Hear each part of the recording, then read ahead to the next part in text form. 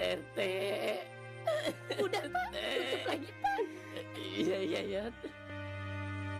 Setelah kabar kematian Pak RT, Pak Jalil menggemparkan warga, Kona dan Dhot akhirnya memberanikan diri bertanya langsung kepada Bang Topan mengenai apa yang sebenarnya terjadi. Dengan wajah serius, Bang Topan menjelaskan bahwa menurut kabar dari pemilik kontrakan, Pak RT meninggal karena masuk angin. Namun, sebuah kejanggalan muncul. Bang Topan sendiri tidak tahu kalau Pak Jalil tinggal di kontrakan. Sebelum lanjut, mohon subscribe channel ini dan tonton sampai akhir supaya tidak ada kesalahpahaman yang terjadi dan berikan komentar terbaik kalian teman-teman. Selama ini, ia percaya informasi dari Dewi yang katanya adalah ponakan Pak Jalil.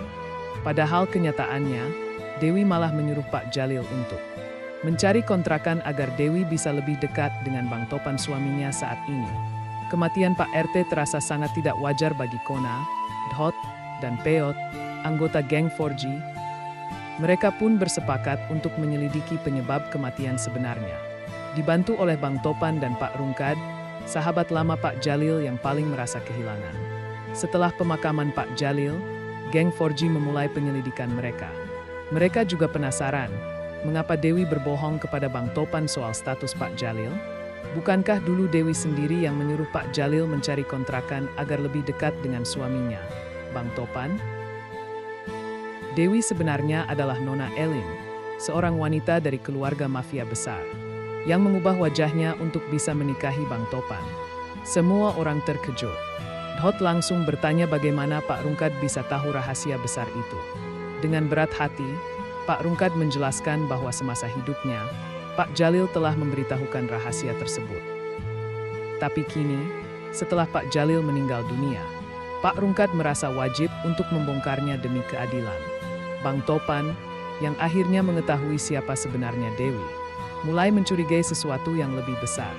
Mungkinkah Pak Jalil dibunuh oleh bodyguard Nona Elin? Ia tahu bahwa keluarga Nona Elin berasal dari dinasti mafia besar-besar, yang sudah biasa menyingkirkan orang-orang yang dianggap menghalangi jalan mereka, bahkan sampai menghilangkan nyawa. Geng 4G, Bang Topan, dan Pak Rungkad kini harus berhadapan dengan bahaya yang lebih besar dari yang mereka duga. Apa benar kematian Pak RT bagian dari konspirasi keluarga mafia? Dan apakah Dewi alias Nona Elin benar-benar terlibat? Misteri semakin menegangkan, dan geng 4G bertekad untuk mengungkap kebenarannya, walau harus mempertaruhkan nyawa mereka sendiri. Malam itu, di sebuah warung kopi kecil pinggir jalan, geng 4G berkumpul diam-diam bersama Bang Topan dan Pak Rungkad. Mereka mulai menyusun rencana untuk mencari bukti tentang siapa yang sebenarnya membunuh Pak Jalil. Kita harus mulai dari kontrakan tempat Pak Jalil tinggal, usul Kona sambil menatap serius. Peot menambahkan, kita cek apakah ada tanda-tanda aneh atau sesuatu yang ditinggalkan. Bang Topan mengangguk setuju, namun dalam hatinya perasaan bersalah menggerogoti. Ia sadar, selama ini ia terlalu mempercayai Dewi tanpa pernah mencurigai apapun. Misi pertama, penyelidikan di kontrakan. Malam itu juga, mereka mengendap-endap menuju kontrakan Pak Jalil. Di sana, suasana mencekam. Pintu kamar Pak Jalil sudah dikunci dengan rantai dari luar. Tapi Pak Rungkad, yang dulu sering main ke situ, tahu jalan pintu belakang. Begitu masuk, mereka menemukan kamar berantakan. Seolah-olah seseorang mencari sesuatu. Neyman, di balik rak buku, Dhot menemukan sebuah catatan kecil yang diselipkan rapi. Catatan itu bertuliskan, kalau sesuatu terjadi padaku, cari di bawah lampu merah, kode 715. Mereka saling pandang. Apa maksudnya? Misi kedua, mencari lampu merah. Setelah berpikir keras, Pak Rungkad menduga bahwa lampu merah itu merujuk pada sebuah warung tua di perempatan jalan, tempat biasa Pak Jalil nongkrong. Lampu neon merah di sana terkenal sering berkedip. Malam berikutnya, geng 4G menyelidiki warung itu. Di sana, setelah berpura-pura menjadi pelanggan, mereka diam-diam mencari. Di bawah meja dekat tiang lampu, mereka menemukan sebuah kotak besi kecil dengan kode gembok angka. Tentu saja mereka mencoba kode 715. Klik. Kotak itu terbuka. Di dalamnya ada satu flash disk dan sepucuk surat bertuliskan, jangan percaya Dewi. Jebukan orang yang kamu kira. Jika aku mati, berarti aku sudah menemukan rahasia besar mereka. Semua mulai sadar bahwa kematian Pak Jalil memang direncanakan. Misi ketiga, mengungkap isi flash disk. Kembali ke markas mereka, sebuah gudang tua bekas tempat kumpul 4G. Mereka membuka isi flash disk.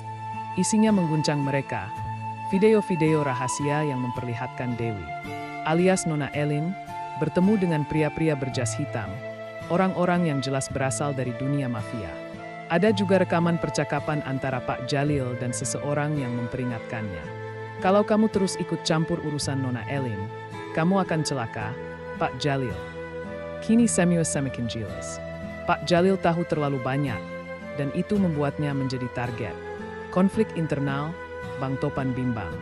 Bang Topan, yang mulai sadar bahwa istrinya adalah bagian dari keluarga mafia, dilanda dilema berat. Ia mencintai Dewi, namun tidak bisa memaafkan pengkhianatan sebesar ini. Aku harus bertemu dengan Dewi, kata Bang Topan akhirnya. Aku harus dengar langsung dari mulutnya.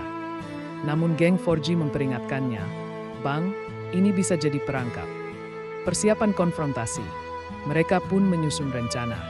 Dalam pertemuan dengan Dewi nanti, Bang Topan akan memakai alat perekam kecil yang disiapkan Dhot.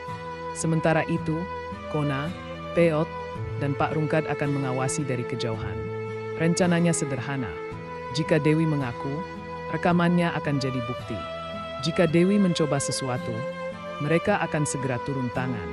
Saat matahari mulai tenggelam, Bang Topan menerima pesan singkat dari nomor tak dikenal. Temui aku di jembatan tua jam 10 malam. Sendirian. Semua menahan napas. Malam itu akan menentukan segalanya. Kebenaran, pengkhianatan, atau bahkan kematian lain. Sudah menunjukkan pukul 9.45 malam. Bang Topan berdiri sendiri di pinggir jalan. Di bawah cahaya lampu jalan yang redup. Di dalam sakunya, alat perekam mungil sudah menyala, siap merekam setiap kata. Tak jauh dari sana, tersembunyi di balik semak-semak, Kona, Dhot, Peot, dan Pak Rungkad mengawasi dengan penuh waspada. Jembatan tua itu sunyi. Pukul 10 tepat, suara langkah kaki bergema. Dari ujung jembatan, muncul sosok Dewi. Ia mengenakan jaket hitam dan topi, berusaha menyamarkan wajahnya. Namun Bang Topan mengenalinya dengan jelas. Dewi, kata Bang Topan lirih. Atau harus kupanggil Nona Elin. Dewi tersenyum tipis, tatapannya dingin. Kamu sudah tahu semuanya. Ya. Apa kau yang membunuh Pak Jalil? Tanya Bang Topan tanpa basa-basi. Dewi menunduk sesaat. Bukan aku, jawabnya. Tapi aku tidak mencegahnya. Bang Topan mengepalkan tangannya. Kenapa? Dia tidak bersalah. Dewi mendekat selangkah. Pak Jalil tahu siapa aku. Dia mengancam akan membongkar identitasku ke publik, ke keluargaku. Aku tidak bisa membiarkan itu terjadi. Ini semua demi kamu juga, Bang. Demi aku, suaranya parau. Kamu mengorbankan orang baik. Tiba-tiba, dari kejauhan, Kona melihat gerakan mencurigakan. Dua pria berjas hitam muncul dari balik pohon, mendekat ke arah Bang Topan dan Dewi. Topan, jebakan, teriak Dhot dari persembunyian. Situasi langsung kacau. Kona, Peot, dan Dhot berlari keluar dari tempat persembunyian. Sementara Pak Rungkad memegangi senjata darurat, sebuah tongkat besi panjang. Pertarungan di jembatan.